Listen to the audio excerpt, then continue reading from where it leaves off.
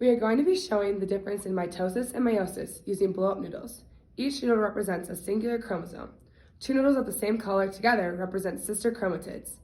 The middle black dot on each of these noodles represents the centromere. The noodles are different colors so we can separate the sister chromatids and clearly show crossing over. The first one we are going to start with is mitosis. In prophase, chromosomes condense and spindle fibers emerge. The spindle fibers are found at the top, represented by cups and sticks. The nuclear envelope, represented by the shoes, will begin to break down. The next step is metaphase. Metaphase is when the chromosomes line up at the metaphase plate. Each sister chromatid is attached to a spindle fiber at each end of the opposite poles. The next phase is anaphase. The centromeres begin to split into two. The sister chromatids are now individual chromosomes. The chromosomes are pulled to opposite poles by the spindle fibers. Because of this, the cell is elongated.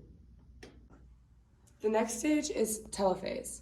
The chromosomes reach the opposite poles and start to decondense. The nuclear envelope forms around each set of chromosomes. There is a cleavage furrow represented by the clear cups. The mitotic spindles begin to break down. In cytokinesis, the cytoplasm divides. The product is two identical daughter cells that are genetically identical to the original cell. Meiosis is needed to produce egg and sperm cells for sexual reproduction. Meiosis has both meiosis 1 and meiosis 2. In prophase 1, the chromosomes condense and the nuclear envelope breaks down.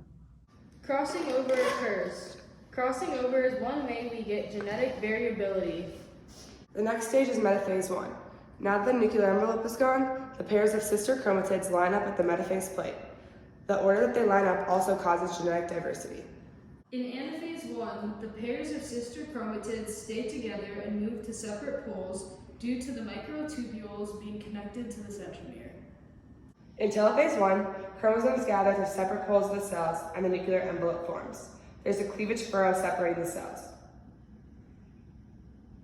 In cytokinesis, the cytoplasm divides so the two separate cells are formed.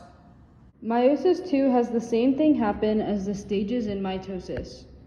In prophase 2, new spindle fibers form around the condensed chromosomes. In metaphase 2, the chromosomes line up at the equator. The order they line up in causes genetic diversity. They are connected to spindle fibers from each pole. In anaphase 2, the centromeres divide and each chromatid moves to the opposite pole. In telophase 2, the nuclear envelope forms around each set of chromatids, and the cleavage furrow is shown through the clear cups. In cytokinesis, the cytoplasm divides, and the product of this is 4 gamete cells.